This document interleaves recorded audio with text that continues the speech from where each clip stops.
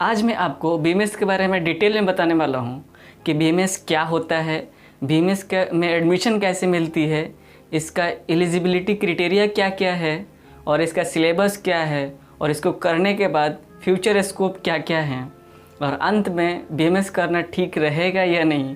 एक एक करके 1 बाय 1 करके मैं आपको इसके बारे में बताने वाला हूँ। मैं Anurag Kushwaha, BMS student in Jaipur Rajasthan. सबसे पहले बीएमएस क्या होता है शॉर्ट इंट्रो देने वाला हूँ ताकि जिनको कुछ नहीं पता होगा उनको बीएमएस के बारे में थोड़ा बहुत आइडिया हो जाए। देखो, बीएमएस का मतलब होता है bachelor of Ayurvedic medicine and surgery, यानी कि ये बैचलर लेवल का डिग्री है, ग्रेजुएशन लेवल का मेडिकल प्रोफेशनल कोर्स है। इसको हिंदी में आयुर्वेदा आचार्य बोलते हैं। ये एमबीबीएस के बराबर की डिग्री है। जैसे एमबीबीएस 5.5 ईयर्स का है इंक्लूडिंग 1 ईयर कंपल्सरी इंटर्नशिप, वैसा ये भी 5.5 ईयर्स का है इंक्लूडिंग 1 ईयर कंपल्सरी इंटर्नशिप। देखो, ये दोनों में फ़र्क इतना ही है कि जो एमबीबीएस वाले हैं वो एलोपैथिक मेडिसिन को देते हैं और जो बीएमएस वाले हैं वो आयुर्वेदिक मेडिसिन को देते हैं। लेकिन एमबीबीएस करो या बीएमएस करो, दोनों से बनते तो डॉक्टर ही हैं। आपके नाम के आगे प्रीफिक्स के फॉर्म में डॉक्टर लगना ही लगना है। लेकिन कुछ इंडिया में कुछ स्टेट को छोड़ के मैक्सिमम स्टेट में बीएमएस डॉक्टर भी एलोपैथी की प्रैक्टिस करने को अलाउ है, उनको वो करते भी हैं। अब दूसरा बात है कि इसमें बीएमएस करने के लिए एडमिशन कैसे मिलती है। देखिए, एमबीबीएस की तरह ही बीएमएस में एडमिशन लेने के लिए आपको नेशनल लेवल का एक एंट्रेंस एग्ज़ाम होता है, उसको देने के बाद ही एडमिशन मिलती है। एनटीए हर एक साल नीट एग्ज़ाम कंडक्ट करता है जिसके थ्रू एडमिशन या तो एमबीबीएस में मिलेगी चाहे बीएमएस में मिलती है। लेकिन नीट के रिज़ल्ट जब आ जाती है, रिज़ल्ट डिक्लेयर हो जाता है, उसके बाद बीएमएस के लिए Ayush ministry of India counselling conduct करता है सेपरेटली, और एमबीबीएस और बीडीएस की काउंसलिंग आपको एमसीसी यानी मेडिकल काउंसलिंग कमेटी कंडक्ट करती है और उसके थ्रू ही रैंक वाइज आपको कॉलेज अलॉट होता है। अगर आप बीएमएस के लिए रजिस्ट्रेशन आयुष मिनिस्ट्री के काउंसलिंग में पार्टिसिपेट कर रहे हो तो आयुर्वेदिक जो भी कॉलेज है उसको रैंक वाइज आपका अलॉट होगा, और अगर आप एमबीबीएस की और बीडीएस की काउंसलिंग करा रहे हो तो वो एलोपैथी वाले जो भी कॉलेज हैं वो रैंक वाइज अलॉट होते हैं। देखिए, आयुष मिनिस्ट्री केवल बीएमएस का ही काउंसलिंग को कंडक्ट नहीं करता है। बीएमएस के साथ साथ आपको जैसे कि होम्योपैथी वाली जो है यानी कि बीएचएमएस होता है, फिर यूनानी का बीयूएमएस होता है, सीधा का बीएसएमएस होता है, इन सब का आयुष मिनिस्ट्री ही कंडक्ट करता है। लेकिन एमसीसी जो है वो कंडक्ट करती है आपको एमबीबीएस और बीडीएस का। मैं इनका साइट का जो भी है काउंसलिंग का जो साइट है उसको वीडियो के डिस्क्रिप्शन में डाल दूँगा, आप देख लेना। अब थर्ड जो है वो है एलिजिबिलिटी क्राइटेरिया, यानी कि योग्यता क्या क्या है इसके एडमिशन लेने के लिए।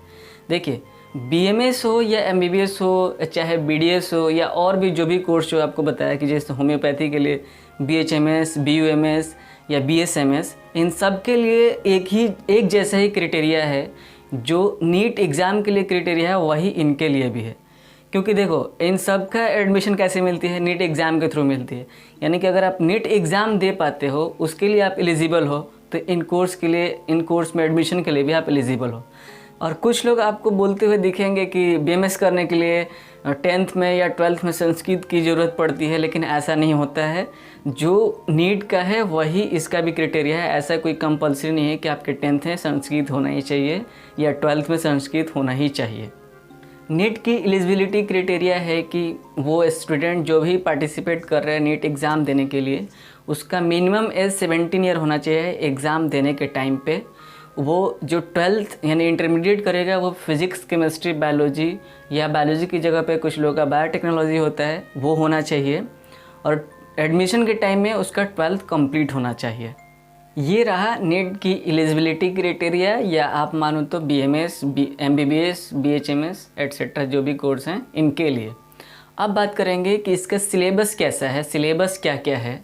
देखिए, सिलेबस बीएमएस वालों को आयुर्वेदा के साथ साथ एमबीबीएस का जो सिलेबस है वो भी बीएमएस के सिलेबस में इंक्लूडेड है, और उनका बुक भी इनके साथ ही साथ आयुर्वेदा के साथ ही पढ़ना पड़ता है। बीएमएस फर्स्ट ईयर में कौन कौन से बुक्स पढ़ने होते हैं, इसका एक अलग से मैं सेपरेटली वीडियो बनाया हूँ, उसका लिंक डिस्क्रिप्शन में दे दूँगा, आप देख लेना उसको कि कौन कौन से बुक फर्स्ट ईयर में पढ़ने होते हैं, कौन से मॉडर्न के हैं, यानी कौन कौन से एमबीबीएस के बुक्स पढ़ने होते हैं और कौन कौन आयुर्वेदा के चलते हैं। देखिए, अब सबसे इम्पोर्टेंट बात कि फ्यूचर स्कोप क्या है। अगर कोई स्टूडेंट बीएमएस कंप्लीट कर लेता है तो उसके फ्यूचर स्कोप क्या क्या बनते हैं। देखिए, सबसे पहले तो आप जब बीएमएस कंप्लीट करते हैं तो आप एक डॉक्टर बन जाते हैं, और जब एक डॉक्टर आपके नाम के आगे डॉक्टर प्रीफिक्स लग जाता है तो आप कहीं पे भी आप एक अपना क्लिनिक सेटअप कर सकते हैं, क्लिनिक चला सकते हैं। सेकेंड स्कोप है कि आप बीएमएस के बाद अगर आगे पढ़ना चाहते हैं तो आप एमडी एमएस कर सकते हैं, यानी doctor of medicine and master of surgery, जैसे कि एमबीबीएस में एमडी एमएस होता है जिसको पीजी कहते हैं, पोस्ट ग्रेजुएशन डिग्री।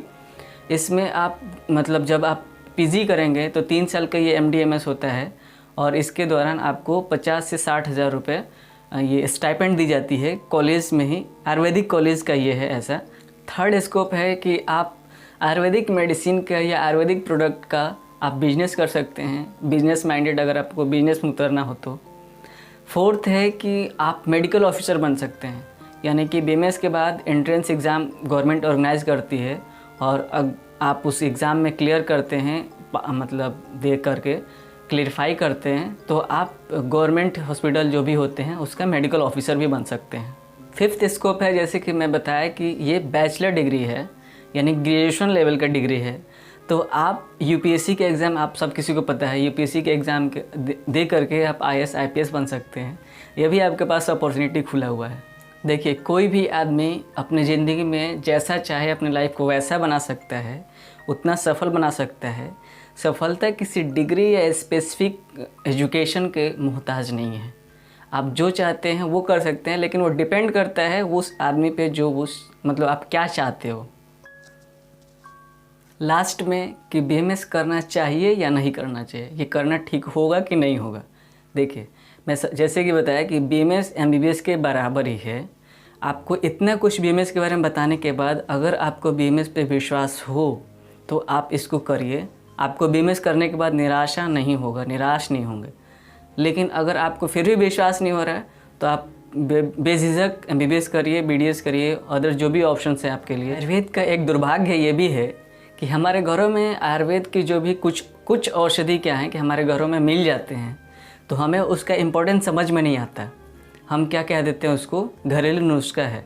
ये घरेलू नुस्खा कुछ नहीं होता, ये भारतीय जो चिकित्सा पद्धति है ना आयुर्वेदा, उसका ये औषधि है, और हमें लगता है कि ये एक नुस्खा है घरेलू। घर में जो भी आयुर्वेदिक औषधि आपको मिलते हैं, आप अपना ख्याल रख सकते हैं उससे, छोटे मोटे जो भी डिजीज़ हो रहे हैं उससे आप बच सकते हैं उससे।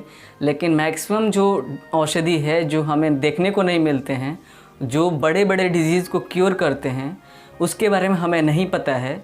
तो आप थोड़े से औषधि को देख करके आप ये ना सोचें कि ये घरेलू नुस्खा है। घरेलू नुस्खा कुछ नहीं होता है।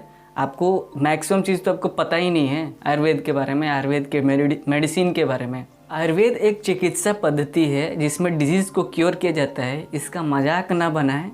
आप YouTube पे जाओगे देखोगे कि बहुत सारे लोग हैं जो घरेलू नुस्खा बताने वाले हैं तरह तरह के। उसके पीछे मत पड़िए, क्योंकि जब इम्पैक्ट आएगा ना तो आपको पता नहीं चलेगा, क्योंकि वो तो केवल बता दे रहे हैं, यूज़ तो खुद भी नहीं करते होंगे। आपको बताऊं, एक एग्जांपल लेता हूं कि 12th के बायोलॉजी में इकोलॉजी जो चैप्टर है उसमें एक एग्जांपल आता है कैलोट्रोपिस का। वहाँ पे दिया गया कि अगर कैलोट्रोपिस कोई कैटल या कोई मवेशी खा लेता है ना, उसका हार्ट अटैक आता है, इसलिए वो खाते नहीं है। लेकिन आयुर्वेदा में उसको सही से यूज़ करके उसको औषधि के रूप में यूज़ किया जाता है। ये है डिफरेंस बाहर और अंदर में। जिसको जानकारी है उसी को पता है कि कैसे औषधि को यूज़ करना है, इसलिए उनके पीछे मत पड़िएगा, उनका कहे हुए बातों को मत मानिए। बीएमएस करने के आपको ये भी फ़ायदा होगा कि ये जितने पाखंडी चल रहे हैं, जिनको कुछ नहीं पता है, बहुत कुछ बताने के चक्कर में रह रहे हैं, उनसे भी आपको बचने का मौका मिलेगा। फाइनली ये वीडियो आपको कैसा लगा, आप कमेंट्स करके ज़रूर बताइएगा आपको कैसा लगा। अगर अच्छा लगा होगा तो लाइक कर दीजिएगा, शेयर कर दीजिएगा। Thank you for watching. Thank you so much.